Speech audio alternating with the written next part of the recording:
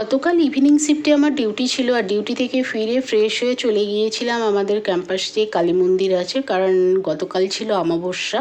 তো পূজার জোগাড়যন্ত্র তো আমরাই যেহেতু এখানে থাকি আমরাই সবাই করে থাকি। তো খুব সুন্দরভাবে পুজো হলো, আর তারপরে তো প্রসাদ বিতরণী হলে আর সবার শেষে নিজেও প্রসাদ নিয়ে ঘরে ফিরলাম।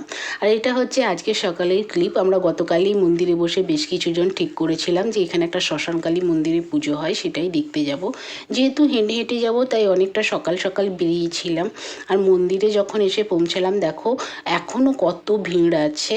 সারা রাত ধরে এখানে পুজো হয় আর প্রচুর ভিড় হয়। মন্দিরের সামনে ওখানে বলির ব্যবস্থা ছিল, তো আমি সেই জন্য আর মন্দিরের ভিতরে যাওয়ার সাহস করিনি, কারণ ওটা যেহেতু চোখে পড়বে, আমার খুব একটা ভালো লাগে না এগুলো দেখতে।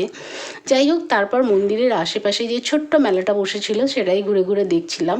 সকালবেলা তো এরকম গরম গরম জিলিপি দেখে খুবই লোভ হচ্ছিল খাওয়ার, কিন্তু খাইনি।